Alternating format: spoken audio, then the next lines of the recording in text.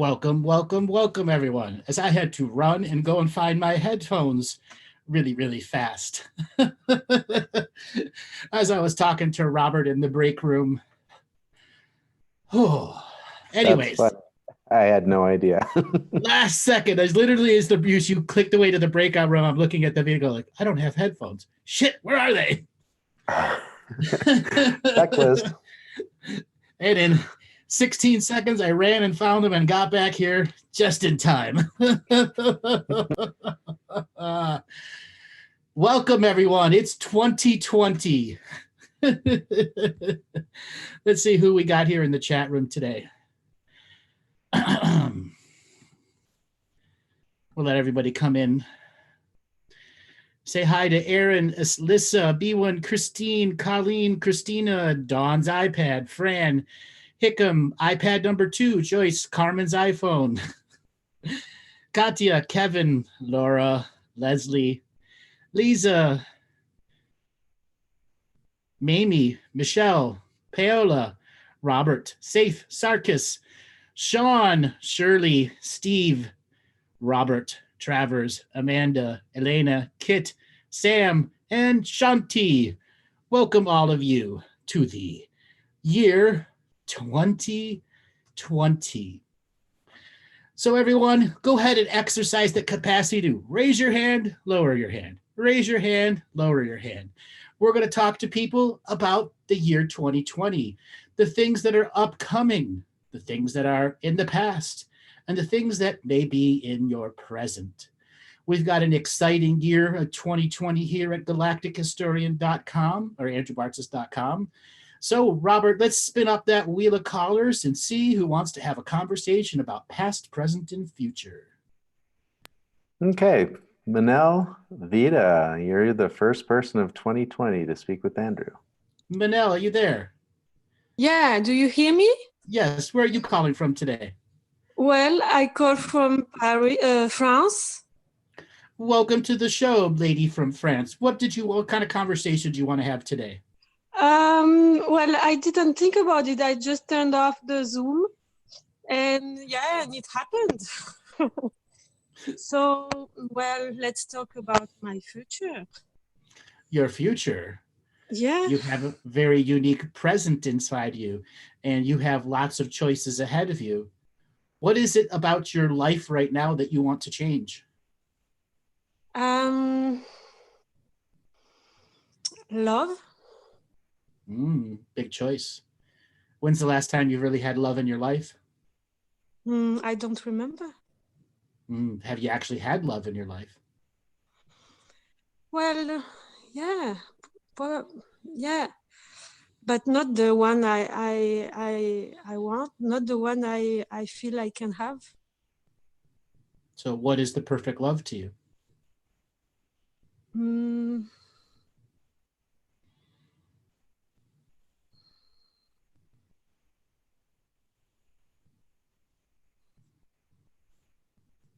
It's a hard question. Because you don't really know what love is and a perfect love is. You have a set of expectations that's very hard to get people to meet those expectations. And for your future to exist, you have to start letting go of expectations and stop having people fit into the traditional cookie cutter of what a relationship is, was, or will be.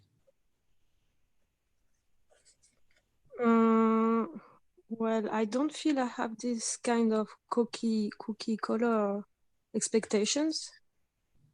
You do, otherwise you wouldn't be where you're at. You're not the only one in the world that has this going on. Many, many, many, many people have this expectation that subtly runs who is in their life and who isn't in their life. I didn't. You have rules of who you will allow in and who you don't.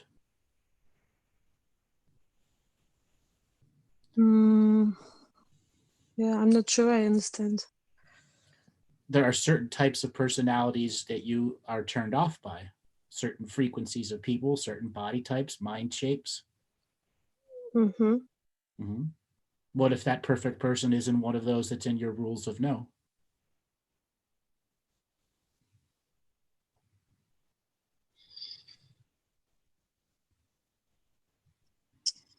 Well, my last relationship was actually a surprise because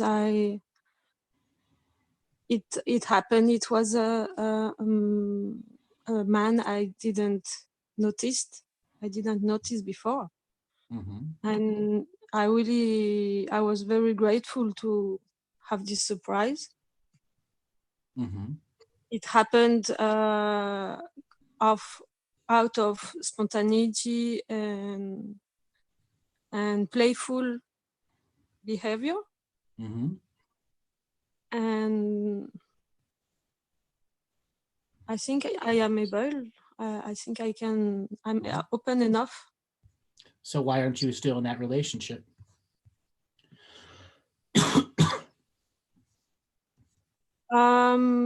Because of style of lifestyle. Okay, like what part of lifestyle? Well, I am I'm traveler and gypsy, and that person is not. And I was not fitting in his ideals. Why are you traveling gypsy? I don't know. This is my way of life. It's been like this almost all my life. So how are you going to have any form of stable relationship which that perfect person can come in and allow you both to grow and change with each other?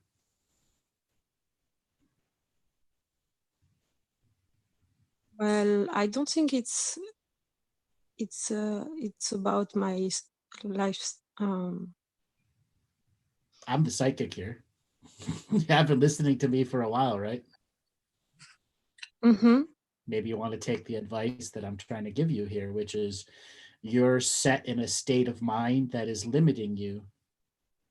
And being a gypsy with no traditional grounding is beginning to challenge you at the relationship level and finding traditional and untraditional types of love. If you've never been stable and you've been a gypsy your whole life, you should at least go and experience 1 or 2 years of a stable foundation and home. Grow roots into a community and allow that community to give back to you.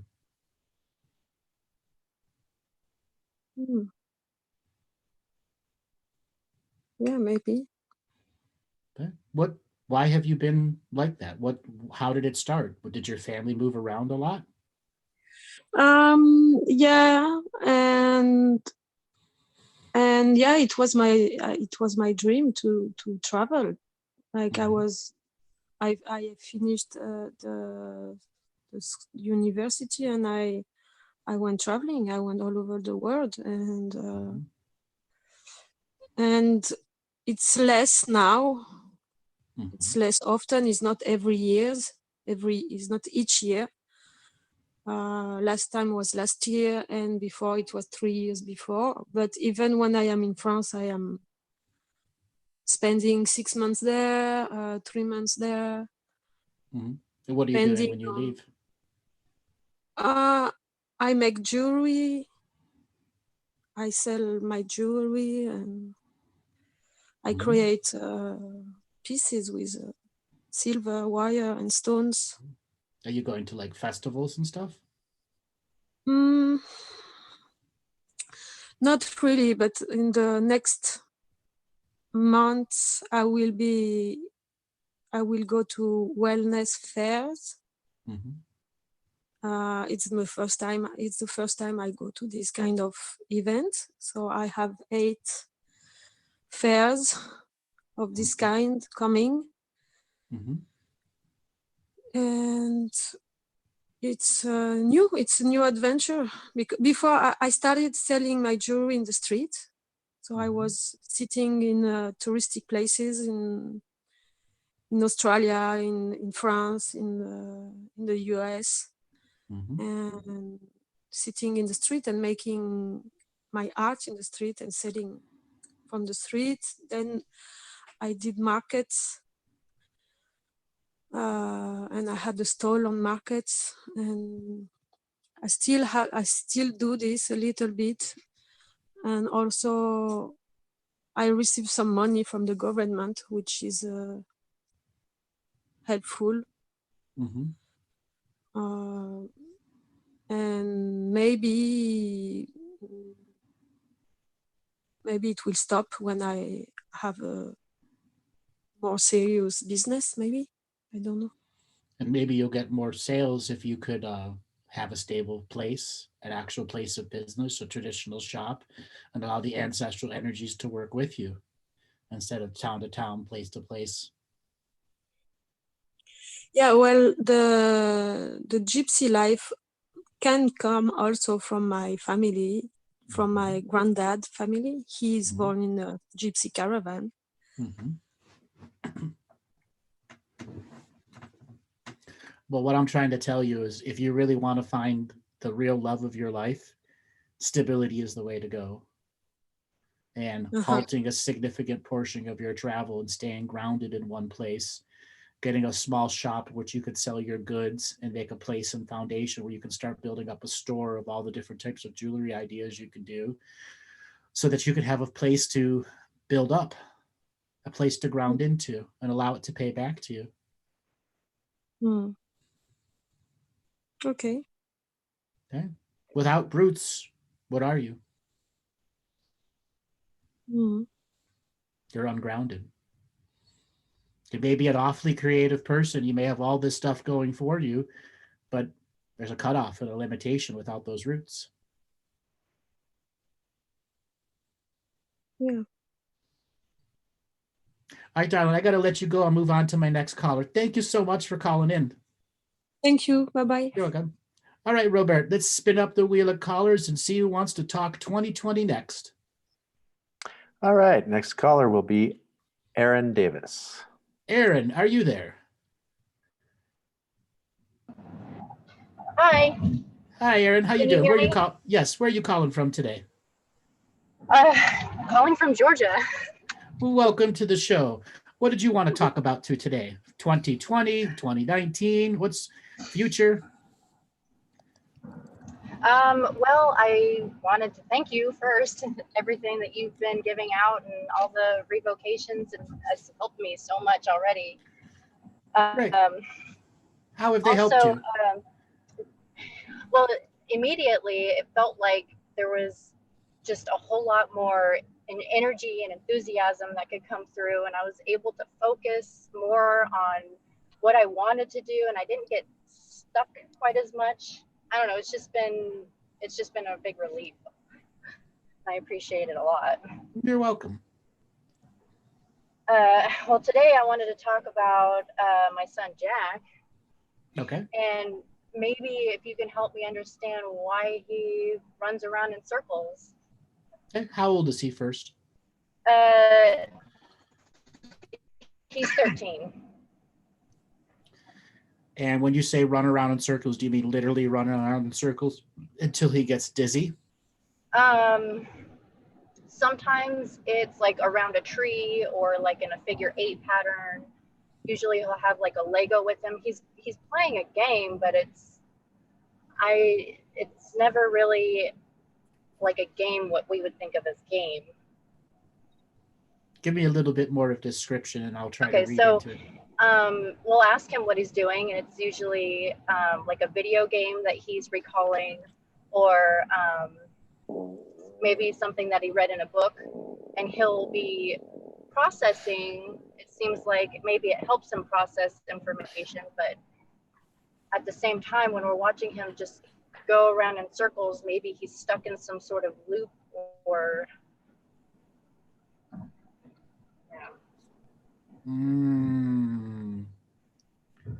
And he's 13.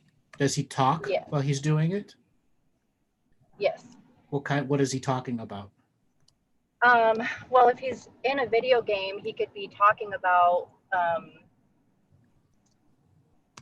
like, say it was Angry Birds or something like that. He would be talking about, throwing things and exploding the bricks or whatever, and Okay. That's not an uncommon thing for 9 to 13-year-olds to be doing. And oftentimes it's about exploring their creativity. Does he have full-on conversations with himself and answer his own questions? As far as yeah, he talks a lot to himself, but it's not like answering his own questions. I wouldn't doubt that he is. You're just not hearing the wholeness of the conversation. Yeah, because it's hard to hear like actual words come out because it's usually muffled or in whisper. Yeah, because he's having a creative moment with himself. Cool. So it's not something to be worried about just yet. But you can inquire to him, what are you doing? Are you telling stories? Maybe you want to write these stories down if it's high creativity, and maybe run around and play with them one day. Okay. That would be nice. Yeah, that would be nice. But getting the stories out, he just there's like some sort of wall there, and I've been trying to connect more and trying and understand what it is that he's doing. Sometimes you got to put away the mommy crowbar and CIA interrogator in you, and just play with them. He runs away when I try and play with him. Because your energy is the CIA is an interrogator energy. Okay. Okay. So if 13, I pull out my kid energy. Right. He's 13. He knows when you're interrogating him. He's not dumb. All kids know when their parents are interrogating them. Okay. Even when they're trying to be normal, you're trying to be playful with them. Yeah. Okay. Okay. Yeah, that helps. Okay. Okay. Thank you. Is he artistic? Does he like to do drawings or paintings or anything like that? He doesn't like to, but when I have him do stuff like that, it's reluctant. I try and explore like different ways he can, be creative, and he doesn't really found something that he's liked. Or that he's what does he do for his creativity? When he's creative, it's usually what he's doing outside when he's running in circles. I mean, that's the most creative thing. Like, that's where his imagination is. That's what we see most of the time. Okay. Have you ever got him into anything like a martial arts class? We've wanted to, yeah. That's something that we've been talking about a lot lately, getting him to martial arts. Then what I would do is play a whole bunch of martial arts movies to get him interested and say, you're going to class. Okay? Yeah. Okay, cool. Okay. And then alternatively, does he got any affinity to music? He's starting to, yeah. Does he got like a favorite band he listens to? Metallica. And who did he pick that up from? Me. Okay. Well, and Dad, really. Okay. I think Metallica still tours, right? Yeah. I'm pretty sure they do. Say you're going to go to a concert with us. I think you'd like going to a concert, wouldn't you? Yeah. Okay. Engage him in a different way. He's 13, going to be about to be a young adult. A tweener. Yeah. Okay. Okay, so with the contract revocations, would I still read them to him, or is that something that he would have to do on his own? He'd have to essentially do on his own. It's reached a point where right around 8, 9 years old, when their full personality comes through, you really can't do much more. Your mommy innocent rights kind of end there. You can still do energy clearing on him and stuff like that, but he's got to begin his own practice. But at that age, he may not be interested in it. Okay. Right. Okay. But what you can do is teach him things of how to clear his energy field and say, when you're not feeling right, sage yourself and teach him what responsible thing is so he doesn't set the house on fire. Okay. And you can give him a set of words that, ground him. Okay. And then you can, when he's not around, clean the shit out of all his toys energetically. That's something you can still do. You still got mommy rules there. Okay. And sage the hell out of them. Yeah. Okay. Yeah. That's helpful. Yeah. Does he play a lot of video games? Yes. Why have you let a lot of video games come through?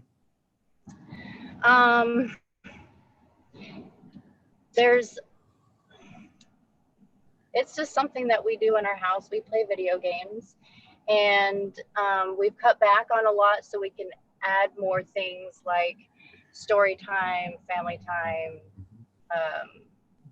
trying to get out of the house and do more adventure things. Mm-hmm. But video games still are a pretty big thing in the house. Mm-hmm. But he's 13 already. That stuff's already set in his blood. Yeah. And the question was, why did you let it get that far? It's because you and your husband like to play video games, correct? Yeah. Yes. Okay. Why so much? Mostly avoiding other things, I guess, and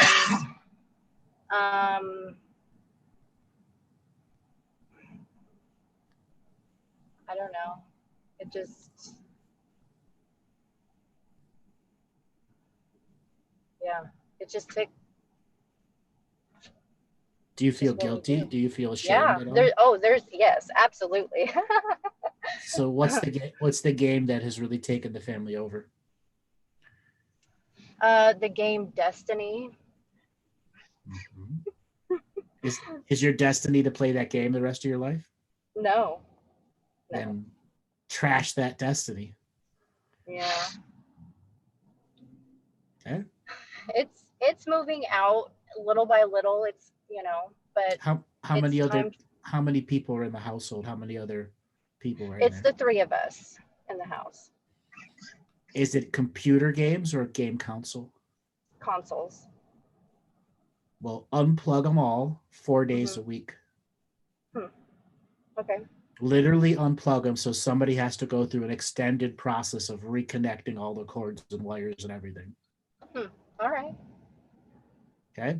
If you want to make change, you can cut down to video games 3 days a week. Friday, Saturday, Sunday. But Monday to Thursday, no. Okay. Understood. And you can't switch to watching cable TV and, binging on TV. Okay. What would you do? What would you guys do? What would we do? I could tell you. I could give you Well, an there's answer. a lot of creative energy in our house, so I'm sure we'll figure something out. But what's your suggestion? Well, how much money would you say you spend a year on video games? How much a year do we spend on video games? Yeah. 120. A whole year? Less than $200? Okay. I doubt it's that. the one video game. I doubt that. Other games that you got. Okay. My advice is go buy some RC cars or RC airplanes or drones. Start flying them physically. You still get the whole console concept. You're still playing with a gizmo. Okay. Okay. Awesome. Go race RC cars. Go do drone planes. Learn something that gets you out there. You can, even when it's rainy, you can drone battle inside. Okay. Yeah. That sounds fun. You can go online and learn how to build RC planes out of foam board. Okay. You just go buy the different controllers and little micro battery powered engines for them for $80, $90. Hobbytown, USA, wonderful place. Okay? Yeah. You can also go and buy ATVs, and you could have some video games during the weekdays and you ride ATVs on the weekends.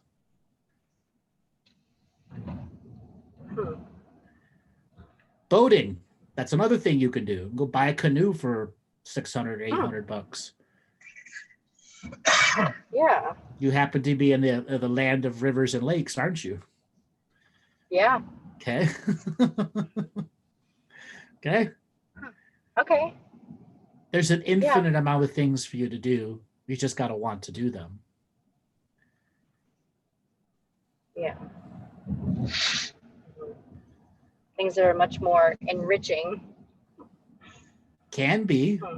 you may not get the same fun value out of your video games because you're so programmed in getting dopamine releases off of fighting the big boss.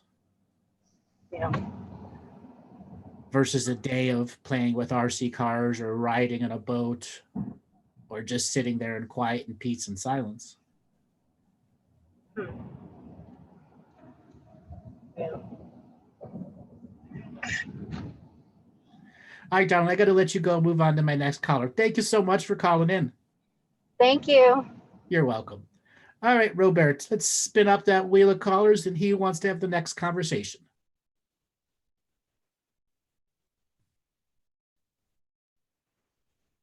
Robert.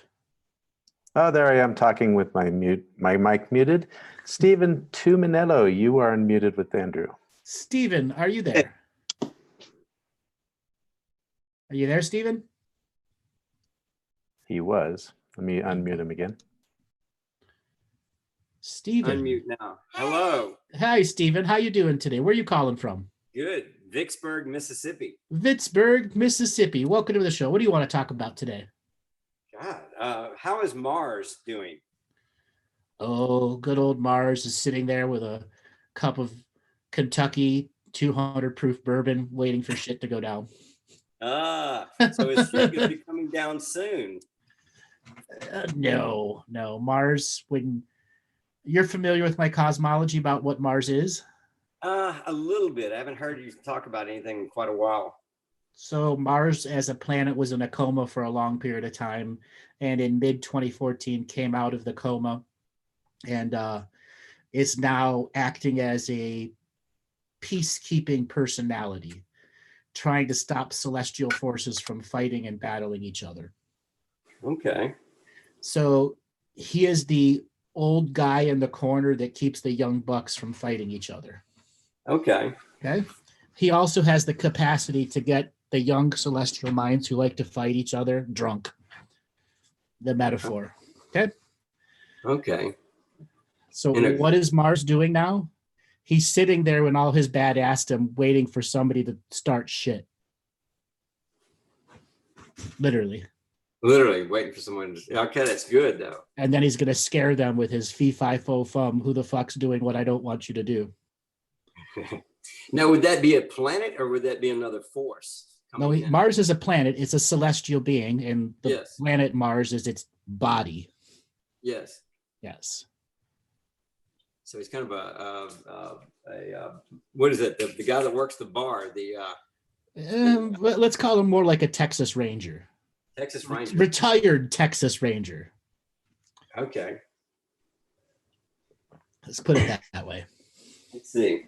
I think my wife is wanting to ask a question. She's writing something down. Is that okay? Sure. Go ahead. Come here. This is my wife's Daisy. We haven't talked to you in quite a while. Hi, Daisy. How you doing? Hey, I talked to you before one time, like right before Hurricane Harvey came. I was in Houston, and Steven spoke with you as well. And we spoke to you about like coming back to our hometown and kind of moving back and taking care of the family business. Mm-hmm. And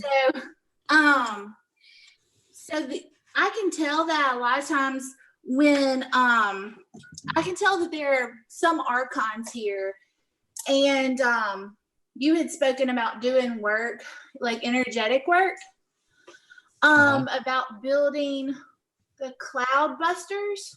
Well, doing I'm planning on, now that I got my truck note paid off, I plan on taking your course. Signing up. I think I'd do a 400 a month, or was it a 500 a month? You had a course. Yeah, it's only $450 if you buy a session. If you get a hour session with me, it's half off. So it's not per month. It's one payment, and then you have it the rest of your life.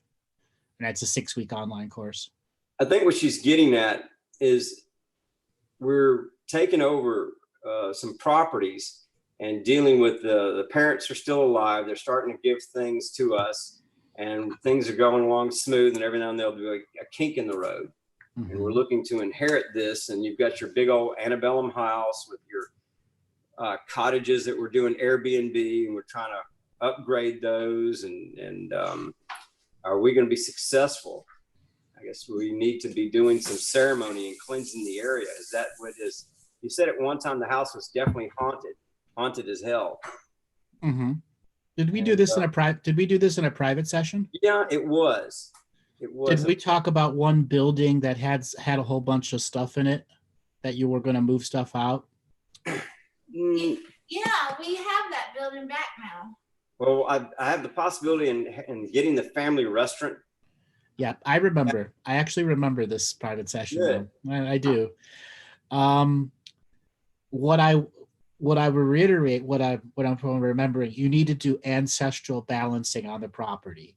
What it is you have a lot of transient ghosts that use this place, that squat there, because the energy levels in this old property are so high, and you got to make sure you don't have homeless squatting ghosts coming in and making trouble. Yeah. And that's the issue with the property right now. Yeah. You've got to stabilize it and stick up energy fences and no trespassing signs so they go somewhere else. And the type of ceremony you had to do was clean up all the clutter and get rid of the attachment things that you weren't going to be using as part of the show property. You know, I think you also said you had a restaurant there, and then you had some other stuff that were people could come and look at and see, and other buildings and out places. Yeah, we have cottages for rent. Cottages, yeah. You had those all the grassing's got to be cut, all the stuff to make it look finished has to be done. And then you're going to grid the property. You're going to break the property up into 10 sections or 5 or 8 sections and do ritual and ceremony on each section that says no at every dimension, time, through galaxy and universe, that things are not allowed to come and squat there. That kicking out the trailer trash ghosts that are around there and making it a place of peace and relaxation. Okay. Yes. Good. I'm writing all this down. Okay. And you can use the Living the Mystical Life Daily course for that. You know, it's got, 100+ pages of written documents that all can be rituals and ceremonies can be done around, so that form of peace and loving energy can come through. And then making meditation places, reflection areas, depending on the type of theme that you wanted to advertise for the rental cabins. Yeah, we've got the Southern antebellum kind of home. Daisy loves to cook. What about ancestral soups? Absolutely. That'll be one of the key things, key, giving energy back. And that's you giving it a few hours of prayer and attention and wisdom, as well as your business plan of what you want. Yeah. Because that's going to tell what ghosts can come in and go on, because there are good ghosts, ones that are very beneficial. Yeah, we're trying to do a venue long term. And then there's a possibility of maybe trying to get some grant money to get the restaurant was 104 years old. So friend that is familiar with grants saying it's ideal would that ever be a possibility, opening up that also again? So the first thing first with grant money, if you don't have a grant writer applying all the time, your chances of getting any kind of grant are hard. Really hard. Okay. Do either of you have writing skills or, English lesson skills? My wife. Both teachers. Yeah. But Stephen doesn't write much, but I always wrote his papers in college. So unless you really like writing, and grant writing is a different style of writing, and you have to go to the grant. There's what called grant college. Every major university has a library, a grant library or a grant college within it that tells you all the available government grants and private grants that are out there. And you got to go spend hours in that stuff, as well as it's online. That's why you need a grant researcher or a grant writer to work for you. But once you get the property turning over money, opening a restaurant is not terribly difficult. It's a matter of what really needs to be done to make it restaurant quality. Gotcha. Yeah. Where is it at right now? What would it need to be to be, quality? Is it? It needs it's been ground zero. It's been closed for quite a while, so it would need rehab, new equipment. And is it moldy on the inside? Yeah, it's moldy, and that's a later project. Right now, we've got what's cash flowing for us is the cottages. So upgrading the cottages, like I said, new paint, getting things cleaned up. The other antebellum home next to us is really ruining our business because it's falling under neglect. I'd love for find a wealthy friend to buy it because it has like 25 rooms. Wow. Cedar Grove. It's called Cedar Grove. And is it for sale or is it just sitting there? With no I one believe it is. I need to go meet the new owners. And I believe it's someone from New Orleans inherited it so that they live out of town. So. New owners, when did they buy it?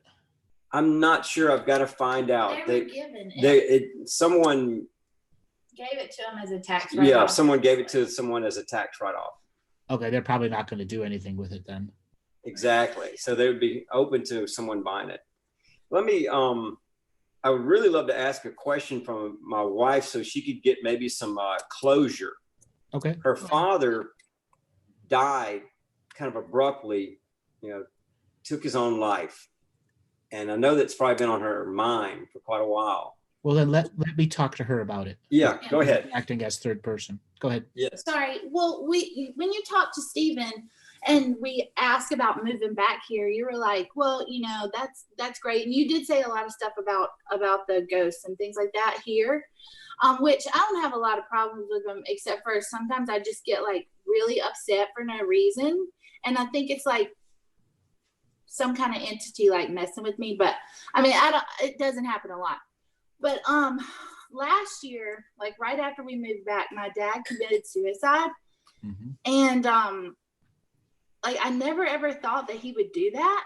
But then now my mom lives here too. And it's just kind of been like a really big life change. She had no idea. Like it was completely like out of the blue. I mean, it was something he would never do. So I just wanted to ask if you had any. Did you have an autopsy done on the body? No. Why not? He wanted to be cremated. Mm-hmm. And you never had a chance to figure out why he actually committed suicide? No, I have no idea. I think he had a lot of pain. He planned that. I'll be blunt. He had pancreatic cancer. They didn't want to go through the chemo.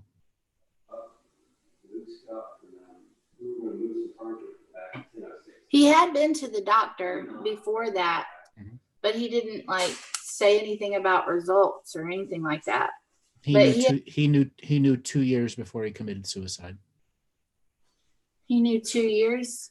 Mm-hmm. I feel that he was in a lot of physical pain. Pancreatic cancer, one of the most painful types of cancers out there.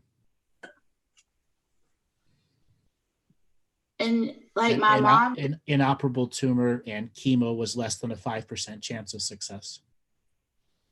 But he went on 2 years before he killed himself. He knew all that time. Oh, he was given like a 6 months to live. 2 years before that.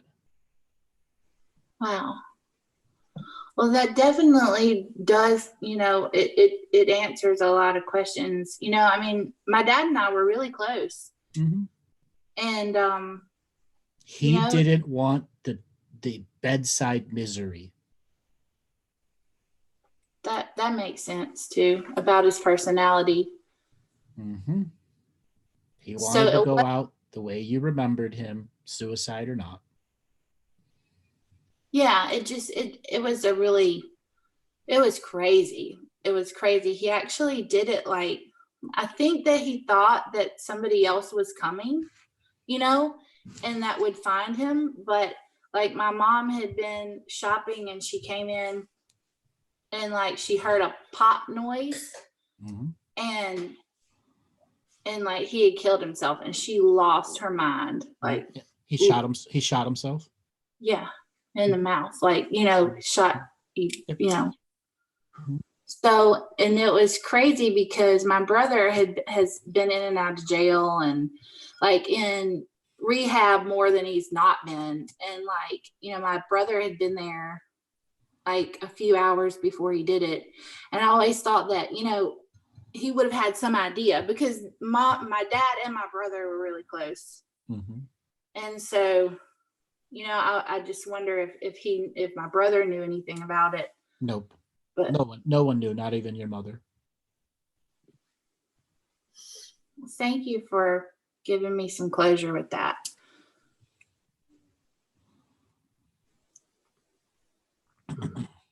There's more there. There's more there, but it's. Give me a second here. Was there an inheritance? Everything went to my mom. You know, it was like there was like you know, if either one of them died, then everything went to whichever one lived. You know what I mean? Was there a life insurance policy? Yes, and my mom got it because I thought that she wouldn't because it was suicide, but he had it for so long that yeah. Because he researched it. He probably did. I mean, he went to the end of the term of the policy, which then the original terms were changed. This is very common in people that get terminal illness diagnoses and do the research on their policy. Okay. Okay, thank you. They have money buried in the backyard. There is money, not necessarily buried, but hidden, yes. Yeah, that was typical of him. Yeah, he left my mom really well cared for, and you know, I mean, he never had ever done anything that I really couldn't respect until I didn't understand that. She was expecting a note to be left. And I scoured everywhere for a note, and there was not a note. He couldn't leave a note, because if he did leave a note, there would never be any insurance money. Oh, I didn't know that. Correct. Yeah. Well, thank you so much. I appreciate that. It really does help more than you know. How's your mom doing? You know, she's coming back to life. It took about a year. And you know, she lives in one of our cottages, kind of like across the yard from us. And she just bought a property on the river that has a really great view, and she's making friends. She doesn't like to go to the senior center. She doesn't want to be like, she's a musician and she's super quirky, but she's doing better than I thought she ever would. Like, I thought she would just crawl under a rock and die, because they had been together for almost 60 years, like high school sweethearts, the whole 9 yards, you know, in love, great couple, you know, raised me really well. Like, I mean, but yeah, she's making it. I mean, she comes over to our house every day. She doesn't cook. Flight So she's okay. learned to fly. I mean, she's took some flight lessons. Good for her. Better. Okay. When you're ready to open up the property, you can have her band come and play. Live music always gets people going. You can get some food trucks to come by and have a little bit of a specialized place for people to come in and see the property. That would be cool if we had food trucks. We're in Mississippi. That's not really popular It's was starting to catch up. You said at one time the town would be coming back up. So the town things would start getting better here. And it seems like it is. It'll take some time. The South has got its own challenge of accepting the future. Oh, yeah, inbreeding, too much inbreeding. Future sight. Future sight is really what it comes down to. All right, guys, I'm going to let you go and move on to the next caller. Thank you so much for calling in. Thank you so much. You're welcome. All right, Robert, let's spin up that wheel of callers and see who wants to have the next conversation. Alrighty, that was a great couple. If I say this right, Seon or Sion, you're unmuted with Andrew. Sion, are you there? Hello. Greetings, my brother. Hi, where are you calling from today? All the way from Barbados. From Barbados. Welcome to the show. What do you want to talk about today? Oh, man, first of all, let me just say it's an honor, man. Like, I recently was introduced to you by one of my clients, like last week. And I've been like hooked on it for like a week now, just researching all of your different information. And then I subscribe. So I think I'm very fortunate because I subscribed only today or yesterday. I subscribed, and then today I'm able to speak to you. So it's set in stone. What do you want to talk about today? Awesome. So I recently had my first child. All right. Okay. And it's quite interesting because I wasn't aware that I could have had a child, right? For many different reasons. So I kind of like give up on it. But then I met her mom and I kind of like introduced the mom, like, let's just have a spiritual bath so we can cleanse all of this energy. And before you know it, within like a month of meeting the mom, like the mom said like she's pregnant. But before that, I was meditating and I get a download in my meditation that the mom came in my life to bring love. And then fast forward, I'm given a daughter. But there's so much challenges, right? Because like I don't believe in the vaccination and a whole lot of stuff. But the mom seems to be keen on doing all of these things. And so it's quite challenging. So can you just give me some insight on like why did this child choose to come at this point? Well, the child came for many reasons because you had lost hope. First of all, you had lost hope on having a child. That's the first reason it came.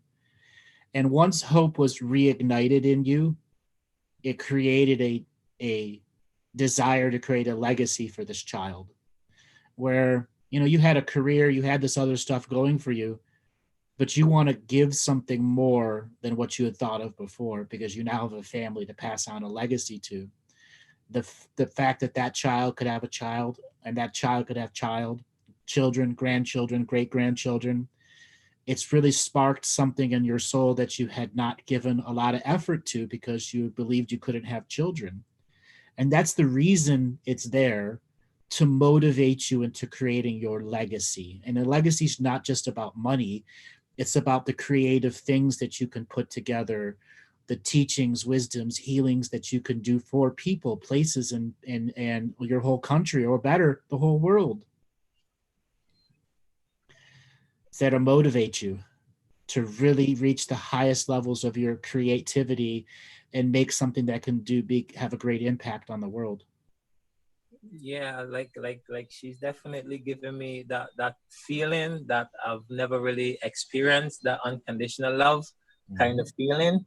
Mm-hmm. And can I ask another question as well? Sure. If that's okay? Go ahead. Okay, in terms of sometimes I feel like I'm being like sexually molested in my sleep. A couple of times, like just between like sleep and wake, I can feel like something like trying to poke my butt. Mm-hmm. And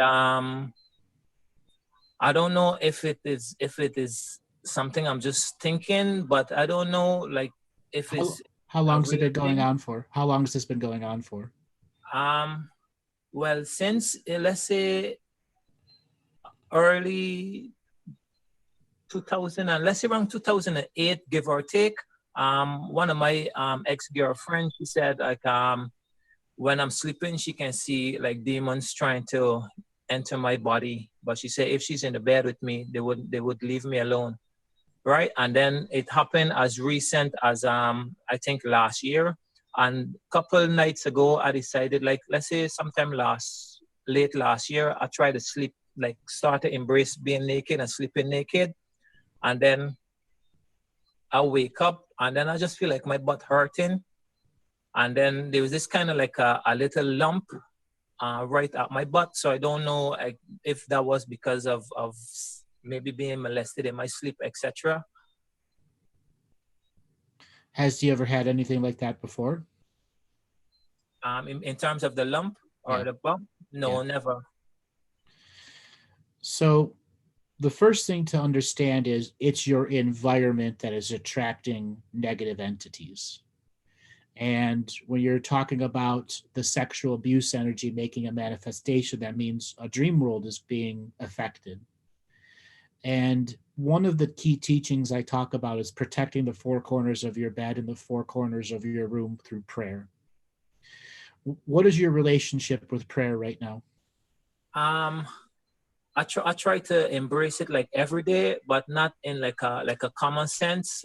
So I would kind of, when I go to bed at night, sometimes I would say, thankful for a wonderful day, and I kind of like give authority to my higher self to travel to a safe place to help enhance a better future for me. kind of like that. And a lot of times I would just be grateful because I really, like late 2018, really started to find peace and happiness. And like I'm always giving gratitude for happiness for the moment, for my clients, because I really started to feel comfortable. Okay. So What do you do? What work do you do with your clients? Personal training, but I kind of incorporate like a spiritual aspect into it as opposed to just focusing on lifting the weights. So I try to incorporate like breathing and meditation and eating healthy and understanding the power of your words, etc. Have you, I know you're new to the material. Have you seen the front of my webpage where it's got the contract revocations? No, I've heard of it like today, listening to some videos, but I've never, I was saying like I gotta look into these stuff where I can say these things, but I never really had the opportunity yet. If you go to my website, andrewbartzis.com, the Insights tab, you'll see 7 of them there for you. And I would highly recommend you read all of them to the 4 corners of your bed and the 4 corners of your room to begin creating a protective, separated space. And then after you get really good at them, you know, you could do all of those in an hour and having a daily spiritual practice of reclaiming your power and authority over energy frequencies. And the consciousness strike is a longer one. It'll go a long way to stop things from affecting your dream world. Secondly, the lump that was there, did it go away fast or did it stay? It's still there, but it feels like if I touch it, it feels like it's a little ball kind of. Okay, you need to go to the doctor and have it looked at. Yeah. So there are times that dreams make a manifestation, and it could be a pus ball, it could be a variety of things. And sometimes you have these inverted, how do I describe them? Boils. And boils are an example of very high frequency, negative demonic energy. Okay. So where in Barbados do you live? I lived there for 2 years, so I'm quite familiar with the energies of the island. Awesome. I live in Christchurch, Barbados. So let's say St. Lawrence Gap. You've been to St. Lawrence Gap, right? Many times. Okay. So I'm like right, like 15 minutes walk from St. Lawrence Gap as you head into Oistins. Yeah, on Maxwell Hill. I know exactly where you're at. That's a really haunted place. Oh, wow. Because you know what? Let me give you this one thing. Like when I'm moving to my apartment where I'm living, first of all, I'm very thankful for this place. But when I painted it over, I saw this little smiley face appear on the wall, drawn in a pink and a pen. And I was like, where the hell did this thing came from? Because like... So do you have any friends that are in the magical communities there? To be honest, I wouldn't say yes, but I wouldn't say no. I don't think that I have many friends, and the ones that I would consider friend, they're very unaware of much things spiritual. But I play basketball, and what about any of the Rastafarians? Like you can go down to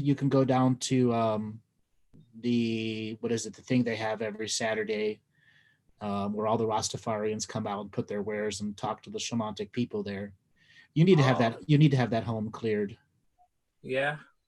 Yeah, and there's a bunch of Orishas that are out there that can do it too. Yeah. Can you clear that home on your own? The answer is yes, but you're still really new at it. Yeah. And you can use the contract revocations as power and authority. And when did you move in there? 2016, December, I think December 2016 or January 2017, one out of the two. Well, what I would advise is start with the contract revocations and then start reading to every room in the house once a day for the next 2 weeks. And then you're going to go every 5 days.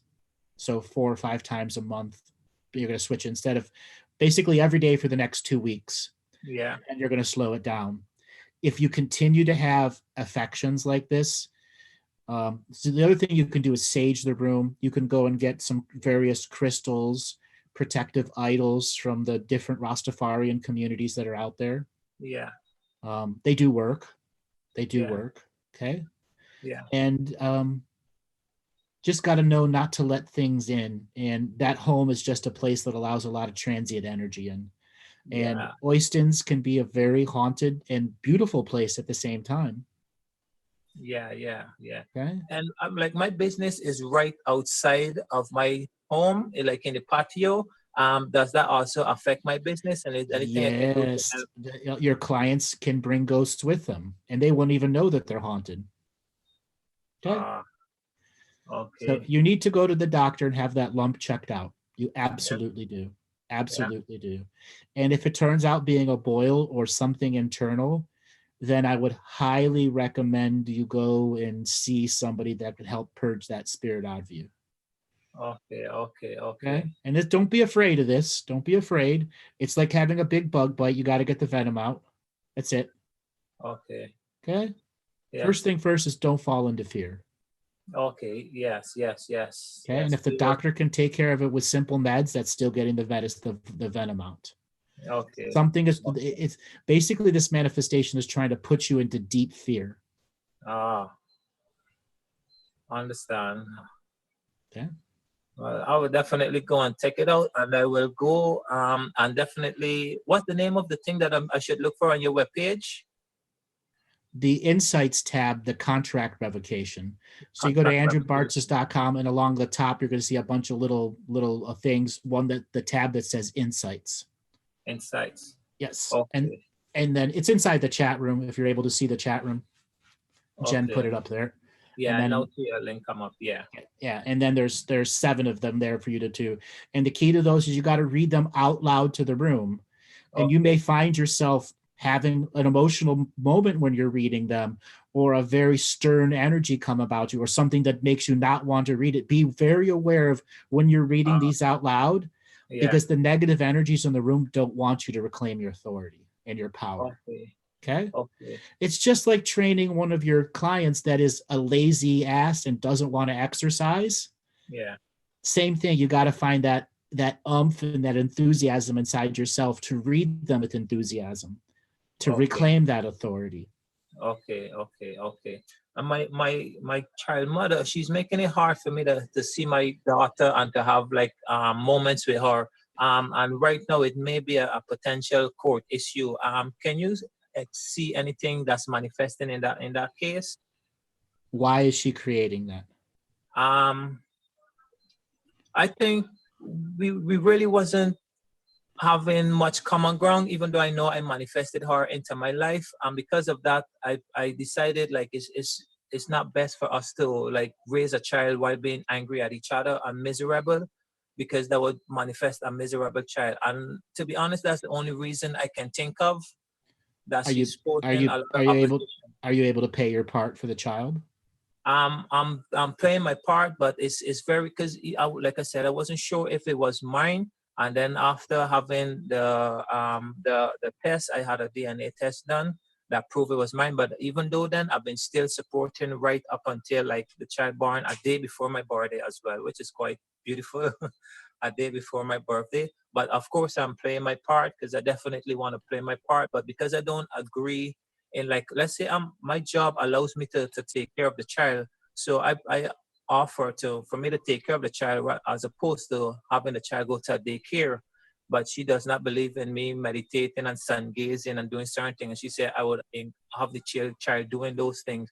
So she preferred to send it to daycare. Okay, so it's a philosophical disagreement. She doesn't like your philosophy. That's why she's doing it. Okay. Something like that. And then she. Unfortunately, you're going to have to go to the court to get visitation so that her philosophy can't dictate to you how you are being a good father. The fact that you have your child at home means you're doing a good thing. Yeah.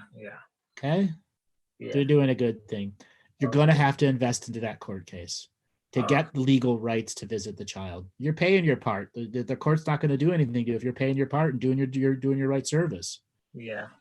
Okay. Okay. All right, Andrew. Thank you so much. It's been You're a lot, welcome. very helpful. Thank you very much. And I will go on the site. And thanks again for everything that you're doing. Yeah, we need more people like you. All right, brother. Take it easy. Have a good one. All right. Thank you. You too. All right, Robert. Let's spin up that wheel of callers and see who comes up next. Okay, next caller is Leslie Sherlock. You're unmuted with Andrew. Leslie, are you there? Yes, I am. Hi, can you hear me? Yes. Where are you calling from today? I'm calling from the UK, Suffolk. Welcome to the show. What did you want to talk about today? Oh, I'm really surprised that I got on actually. So I didn't even have in my head a question, but I suppose at the moment it's health. That's my Okay. kind of Tell I'm me a what's little bit concerned about. Tell me what's going on with your health. I think I've got a lot of heart issues going on. Is your blood pressure high? Do you take your blood pressure? I don't think it is, but it might be slightly raised. I don't know. Yeah. Do you regularly go to a doctor? Yes, I do. Yeah. Do they take your blood pressure? In the last 6 months. Yeah, they do. Yeah. Okay. Do you know what your last time your blood pressure was? It was normal, perfectly normal. Yeah, it was fine. Okay. For about $20 US, you can go buy a home blood pressure cuff that will measure your blood pressure. If you have any kind of heart issues, it's going to show up in your daily readings. Like you could do Right. 2 to 3 readings a day, morning, afternoon, and night, before food, after food, and you're going to get a determination if there's a heart palpitation or if there's something else going on with your heart. What makes you think something's going on with your heart? I get a kind of a fluttering kind of feeling when I'm sleeping, not when I'm sleeping, when I'm going to sleep. And also I'm getting a bit of a pain in my neck. I don't know. I've just got this feeling that something's a bit not right. I don't know. But, how long has this been going on for? Well, I've only noticed it over about a month or so. Mm-hmm. Maybe less than that. Not that long, actually. Quite recently. Go to the doctor. Yeah. Okay. Go to the doctor.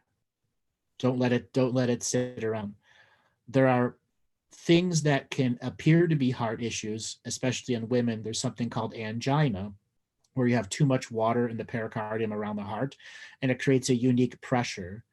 And there are also certain forms of high intensity gassy foods that can build up in the stomach that can make it feel like it's pushing and creating pressure on your heart, but it's actually gas in the whole intestinal tract system. Yeah, I mean, you saying that, I have a lot of I've had a few digestive problems recently. Like what kind of digestive I mean, problems? well, a lot of gas. I've had trapped wind and things like that. Really uncomfortable. A lot, and yeah. Well, then the most advantageous thing you can do for yourself is go do colonics. Do you know what those are? Yes, I do. Yeah. Have you ever had them done? I've never had one, no, but I've thought quite a few times that I'd like to find someone, that I could maybe go to. Well, they're everywhere, especially in the United Kingdom. Mm. Okay, and if you don't want to go to a person because they're a little bit expensive, you can buy a home kit, a 2-week kit. Okay. 2-week colon cleansing kit. And if you've got trapped wind and trapped gas, that means you have very much petrified fecal matter stuck in the intestinal tract somewhere. And when certain types of enzymes, foods, or waters hit that, it produces gas, just like opening a can of beer or a soda. Yeah. And that stuff gets trapped. And if you're finding yourself really gassy at the opposite end, meaning a lot of gas coming out and you're farting or flatulating a lot, that means something internally is wrong with your microorganisms. Yeah. And what might be very advantageous for you to do is a 2 or 3 day fast where you're just having water and maybe some like bone broth or chicken broth to keep some form of calories in you, but really trying to flush out the intestinal tract. so that you can take some stool softeners or something that can help getting a lot of motion in the intestinal tract and peristalsis going again. Have you been limiting your exercise at all? Did you say limiting? Yeah. Yeah, I've not been that great recently. Why? Exercising. Why? I mean, I've done some walking. I'm going to start swimming a bit more now. So yeah, I know that is important, and I know that's key, and that will get things going. Yeah. So you didn't answer why. Pardon? Why have you stopped exercising and walking and all that? I suppose I'm a bit lazy. You're depressed. You're depressed. I know I'm a bit, yeah, and that as well, yeah. Okay. The more you accept not exercising and not walking for your own good health, the deeper your depression is going to go. You really want to do creative stuff and have creativity flow through you, don't you? Yeah. You have all these unfinished projects, but you can't do anything with them. I've got loads of things I want to do, yeah. But not the energy to do them. Well, yeah, I see what you're saying. I know that if I got out of that sluggishness, and yeah, that would kind of that would free up my energy generally, wouldn't it? It would help just move the energy. It would help move the energy, then keep it stagnated. Okay. Have you noticed that your diet's changed at all, or the types of food you've been normally eating is changing? Your desire for foods? Well, I've been dieting for probably about 9 months. What kind of diet? Just a low-fat diet. Okay. But I mean, I only. Go ahead. I only eat fish anyway. I don't eat meat or anything. So Why? It's sort of mainly vegetarian diet. Why? I haven't eaten meat since I was a teenager. I just don't enjoy it really. Why? I just don't like the idea. That's and not I've never why. liked the taste really. I never really liked the taste very much. You're still not answering why. There's a philosophical reason you're not bringing up. Is there? Oh, how do you mean? You don't want to eat something that's living or was living. Yeah, that wasn't my initial sort of thought when I stopped eating meat. It became that later. But I mean, not now particularly. Well, let me give you a little something. Well, then there are good vegetarians and then there are bad vegetarians. Good vegetarians know that when their body is having digestive issues, when their body is having gas issues, and their body is saying stuff to them, they're doing something wrong being a vegetarian. A bad vegetarian doesn't listen to their body, and you're not listening to your body. Okay. And I can guarantee you are not getting 40 grams of protein a day. That you're being a bad vegetarian and you're thinking all of this greeny salad, leafy type stuff is going to fill you up and do stuff. But in fact, your intestinal tract has become one-dimensional. It can only dissolve plant-type materials and the little fish that you put into it. And there are times that you're going to be getting vegetables that you may not realize are GMO vegetables and your body can't digest them. What do you do for your protein other than fish? Cheese. I quite like a bit of cheese. Also things like chickpeas and things like that. All right. So you're having lots of beans and peas, which are then creating swelling in your joints. Did you know that the worst thing for a vegetarian is to pig out on peas and beans and stuff like that, as well as cheese? No, but I do now. It creates lots of gas too. Yeah. Okay. It's just an easy thing to eat, isn't it? When you're on a diet, it's the easy thing. If you want to lose weight. That's a lazy vegetarian. If you want to lose weight, you go do the paleo diet and stick to it, or go do the carnivore diet, where you're getting 60, 70, 80 grams of protein every day and no carbs, no sugars, no breads, no sugars, no fruits, no vegetables, no fruits, sorry, no sugars. Right. You could lose 30 pounds in a month, quite literally, if you were able to exercise 20 minutes a day. Well, you could lose 20 pounds in a month just by going on the all protein diet. I've never looked at that. Go look at the paleo diet or the carnivore diet or the Atkins diet. There's a big lie in nutrition that fat-free diets are good for you. No, we need fats to help us dissolve and create enzymes in our intestinal tract that help us break down food. What's gone on is your intestinal tract can only break down the foods you've been giving it for the last number of years that it's had the same process over and over again. Okay. I'd highly recommend that you do a full 2-week colon cleanse, probably even a month-long one.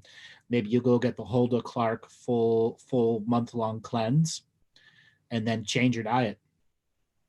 You're going to get more energy than you ever did before. And all of those projects that you think you could never finish, you'll finish. One thing that I run into a lot of time, bad vegetarians are depressed and have no energy to complete their projects because they're not getting enough actual fuel to run their bodies.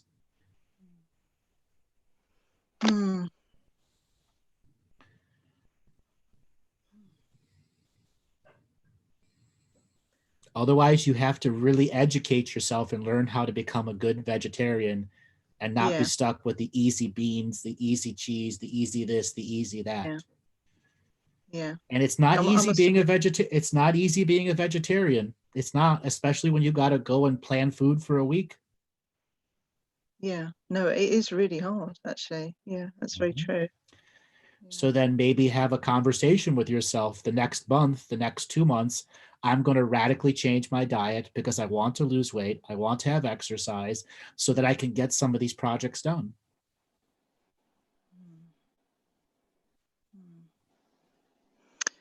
Yeah. Okay. And as for the getting used to eating meat again, it's all in your mind.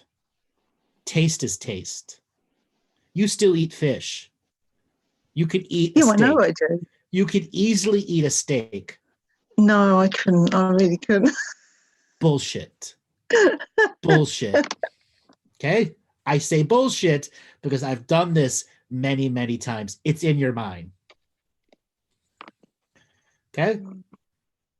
It's in your mind. And for all those people out there that say it makes you sick, it's in your mind. It's in your mind. It's in your mind. It's in your mind. It's in your mind. And you've created this mythos in you that says it'll make you sick. You can't eat it. It's in your mind. It's just like a kid who's never tried seafood their entire life and they're 60 years old and say, I've never eaten a piece of seafood in my life because mom and dad insulted me when I was 6. You're going to make yourself sick. I know what you mean about that. I do know what you mean. There you go. You easily could if you turned your terms around and say, I'm going to do this out of my pure respect for myself.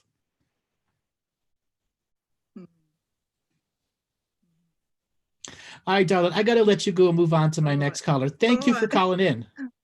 Thank you very much. Thank you, Andrew. Bye. All right, Bye. you have a good one.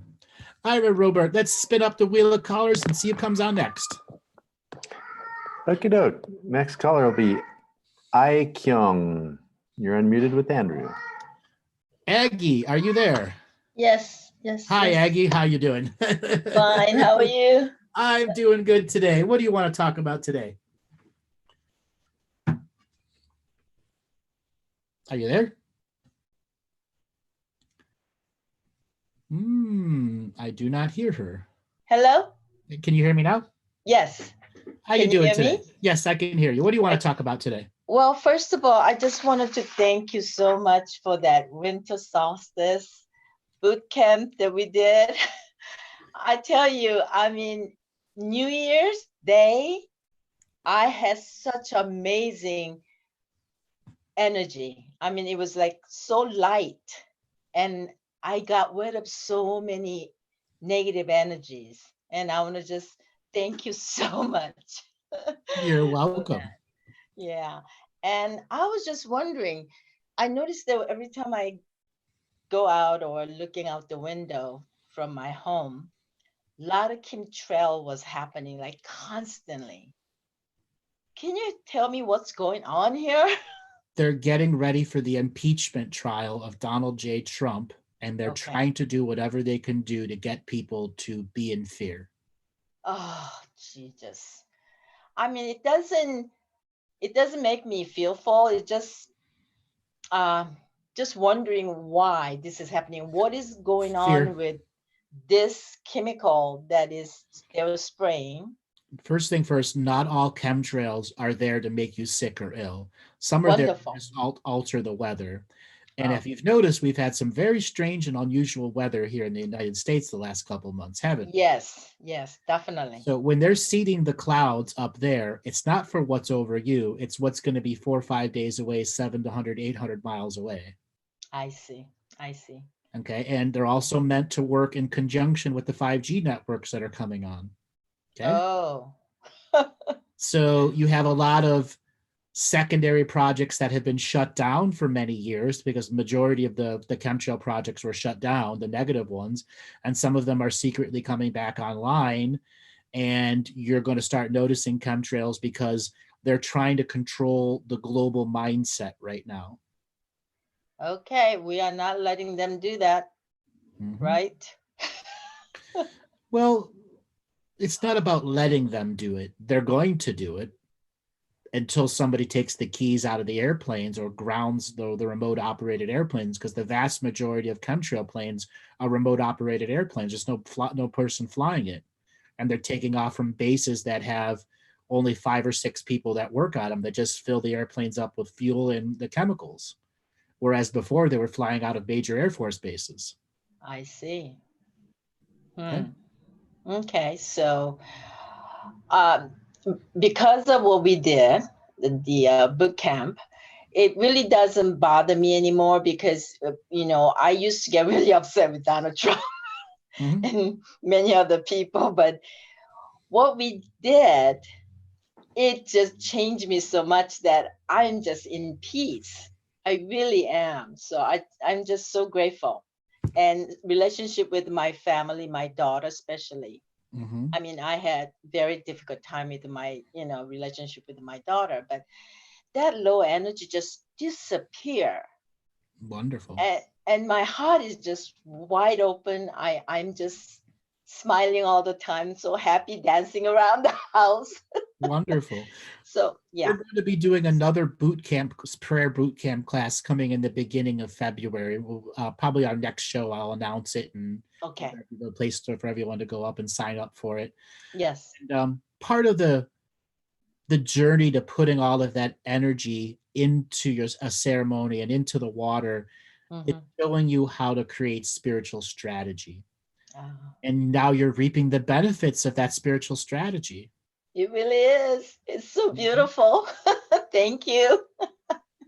I want to do more. I'm ready. Okay. Well, hey, you could pick up a gallon of water and start putting prayers into it from now.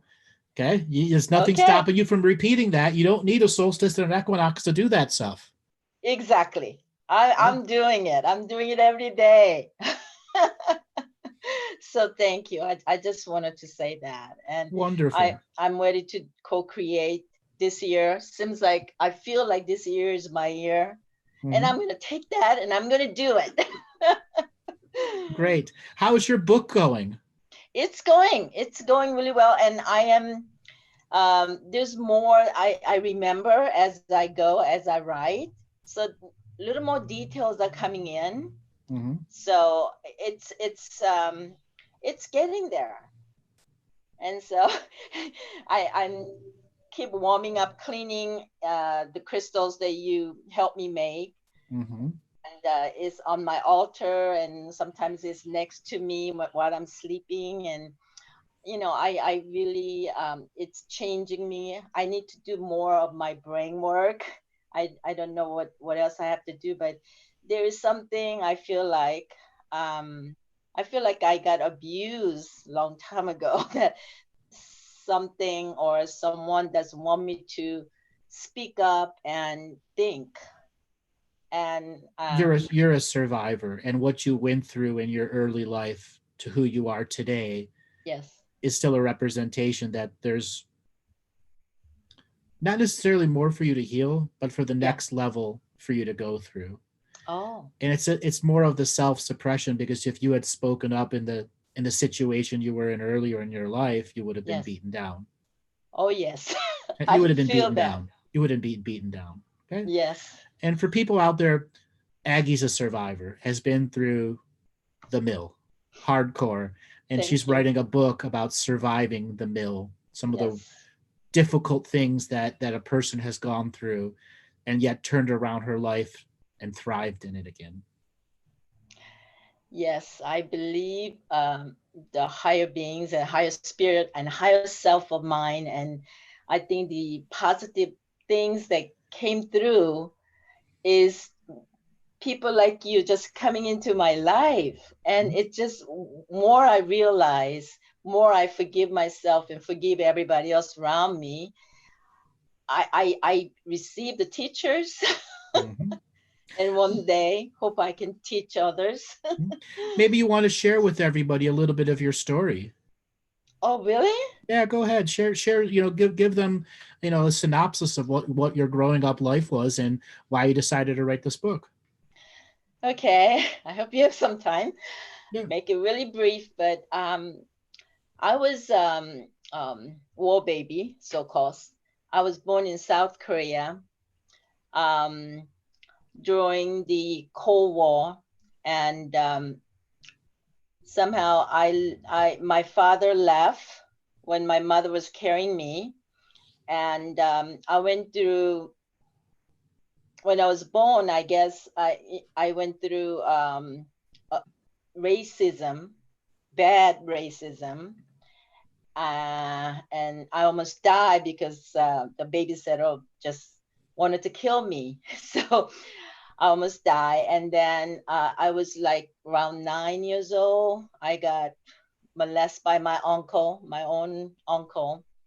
And when I came to America, I got almost molested by my stepfather. And then I went through a lot of heavy duty racism while I was growing up in Korea, and total opposite. And when I came to America, there was another racism because I was in predominantly Black school that I was going to, and they didn't like me because I was different and my accent was different. So I went through a lot of trauma speaking up English and speaking up. And that's where my trauma came in. And when I met Andrew, it just changed me, and I worked on that a lot. But there's a lot more to that, but those are the simple things that I can point out. And I'm just, my ex-husband is my biggest thing. I had when my parents died, they left me with insurance money, and I want to start something really honorable. So I started a business. And my ex-husband just literally destroy my business, take all the money, abuse me at the same time. I ended up with 2 kids, and I ended up taking care of them. And I moved probably about 10 times away from him. Every time he comes in, he takes away, my money and lie and all this abusive type of thing, and drugs and all this was happening. And it literally destroyed me. And after that, I was single for about 10, 15, maybe 12 years after I met my beautiful husband here now. So there's a lot of details, but that's what I'm working on. A story of survival, a story of racism. Yes. And now you've come to a point where you can tell your story. You're not ashamed of it. No, I'm not ashamed, and I'm not afraid, and there's no fear. And I just want to reach out to many people as I can and help them out with my book. And you're going to do that. Yes, you're going to do that. All right, you're going to do that. I love you. I am. You are in a little bit of the, teaching that you have taught me. So Thank you so much, deeply. I mean, you You're are welcome. in my heart. Thank you so much. Thanks a lot for calling in, Aggie. We're going to go to one more caller, and then we're going to call it the end of the show. All right, Thank you. Robert, let's see who we got for the bookend of the show and see who wants to have an interesting conversation. All righty. Thank you, Aggie. Boom Armit, you're unmuted with Andrew. What is the name again? BEWM Armit. Boomin. Are you there? I'm here. Did I enunciate your name right? No, it's okay. It was Bright-Eyed Wolf Mother. Okay. It's a shamanic name. All right. So what did you want to talk about today? Okay. I've been married for 39 years this year, and I was wondering if you could maybe have a look in the Akashic records to see what the connection is between my husband and I. He's a non-believer totally, and I just would like to know what the situation is there. Is he an atheist or just non-believer? Non-believer. So atheist is technically more towards the extremities. Yeah. Oh, well, maybe heading towards atheist as well too, a bit there. But he just doesn't identify with that. He doesn't. No, he thinks give a it's, shit. I mean, he doesn't no, give a he's shit. been with me. Yeah, he's been with me a long time now. So I've always gone my path and I've always run it alongside him. But, you know, he's had his eye, he's got no beliefs really. He believes in money. Well, I believe, yeah, science, yep. advertising, sports, global, and the standard global narrative stuff that the rest of the adult men from his generation are stuck in. Yep, absolutely. Okay. So 2 peas in a pod, but 2 separate pods. Yeah. So you guys have a very, let's just say, sordid past lives. All right. All right. So when were both of you born? I was born in 1958, December, okay. And he's August 57. Okay, so really, you were both born really close together. Yeah. And where were both of you born? Oh, I was born in Glasgow, and he was born in Bath down in England. Okay. But he's got Scottish parents. Okay, so before this lifetime you were born, you had a lifetime where you lived from, let's say, 1890 to 1940, and you were living in like the Malaysia area, like the islands in the Malaysia area.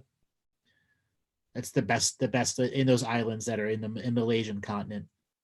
Mm-hmm. It's not a continent, they're islands or semi-islands there. And you were both not indigenous, but you were more of a French colonial, like half indigenous, half French colonial people. And you worked at a time there where the culture was highly racist. Slavery was still legal there, even though the rest of the world had significantly let it go of that process there. Indentured servitude was still very high there, and life was not very valuable. And both of you were on the crew that put the first sets of electrical lines into the main cities there. Wow. And you were foundational builders of electrical systems. You weren't highly educated. You were people that knew how to put up poles and wires and not get, set on fire. Mm-hmm. And you guys essentially worked yourself to the bone, drank a lot of alcohol, worked with a lot of prostitutes, and died in the 1940s during a Japanese invasion. One of the many Japanese bombings that went on in that area. Before that, I will go 1760 to 1820. So that 50-year lifespan is you were living in the southern United States in the Arizona area, Texas, Arizona, and both of you were corrupt marshals. or corrupt Oh. policeman. Okay. Right. And you made a lot of money off of being a corrupt policeman. But it's also where you discovered that there was something beyond the Christian religion that reminded you that mystical things happened out there. Certain indigenous tribes could do magic right in front of you, such as shapeshifting, which scared the shit out of you. You could shoot them with a bullet and they wouldn't die. And this is the reason he is not spiritual this lifetime. He had that lifetime where, beyond the fact that mystical shit happens, I shot something in the head and it didn't die. I saw something change life form in me. I don't want another lifetime like that.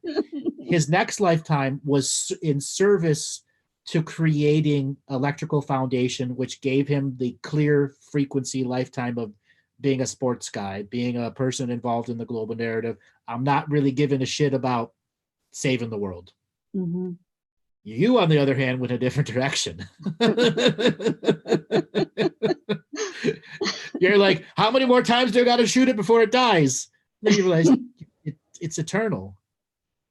And you had a life review there that reminded you that you could self-educate from a life as a living being of how to reach extended life perpetuities.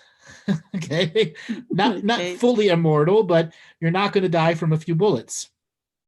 You're not going to die from somebody putting a sword through you. Okay, which is many Catholic and Christian religious groups have tried to hide this for many centuries in the past. Like for a period of 60 years during the 1650s to the 1710s, there was a group of religious people that went all over France shoving swords between their brains and their eyes and proving that they wouldn't die. Okay? And there was nothing the church could do to stop it because they couldn't kill them. Okay? Burned him at the stake and everything. Okay? And it's inside the town criers and the magazines and the newspapers from those eras. Mm-hmm. And you can still go and research that stuff. For 50, 60 something years that happened. That's happened worldwide. That's just one example. So what is your relationship with him? Before these lifetimes I just described, you had many lifetimes where you were both deep into the esoteric secret societies. And oftentimes they led you to fight each other, kill each other. And he didn't want to have that this lifetime. He just wanted to wait for the TV to come on and say, all right, dude, it's time to awaken or go back to sleep. Mm-hmm. Okay. But you're still holding the flame of awakening. Mm-hmm. Trying to fan his butt to wake up. And it's not. And it's okay. His contract is to not awaken. Okay. Does that mean he's going to be left behind? No. Technically it does. Does it? Oh. He has to repeat it.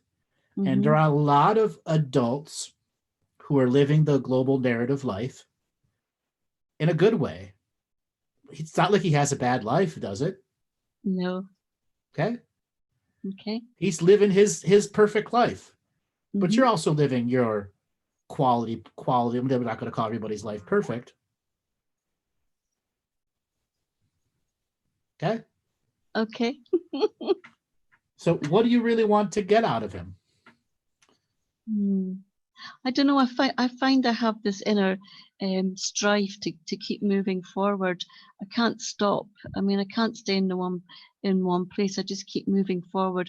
And you know, he's quite happy to come along with me, but he doesn't want to believe in it. So that's fair enough. I can accept that. But I was just wondering if there was something past life that was connecting us, or something that, you know, that was keeping us together, that in that sense. But the awakening in general. Yeah. Do you want to watch it on TV with him and say, I told you so? I told you so. all this shit's coming true. Yeah. Can I ask one more question? and it's to do with the moon. It was to do with the moon. I believe that some time ago you did something. You talked about the moon, and you said, and I might be wrong in this, but you said that there was a being in the moon that was trapped.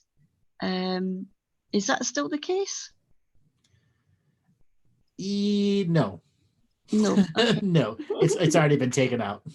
Oh, good. Yeah, that was from a while ago, but it's been taken out. Yeah. I don't know why, but that was always on my mind for a while, and I'm quite glad it's been taken out. Yeah, that's good. It's been fixed. No, Let's that's just call good. it. Let's just call it. It's been fixed. Okay, that's good. Okay. So and then I mean, with regard to my husband, I'll just keep going on my own path for awakening, and it doesn't matter. I'll just leave him be if he wants to be. Isn't that what you've already been doing though? Yeah, that's true. I think I was hoping. Well, short of you knocking him on the head and putting some drugs into his mind for him to have an awakening, which is forcing him. You can't force a person to do it. They got to do it on their own. Okay. Yeah, you're right. Yeah, absolutely. If you force, does that make you any different than the system of domination and control? That's true. Yeah, absolutely. Good point. Mm-hmm. Good point. Exactly. Yeah. Okay. Oh, wow. Thank you very much, Andrew. You're welcome. Okay. Blessings. All right. Thank you so much. All right, everyone. We're going to end the show here. And thank you, everyone, for coming in and having a really, really fun show. And we will be back this coming Thursday with some more powerful shows. Thanks a lot, everyone. We'll be back.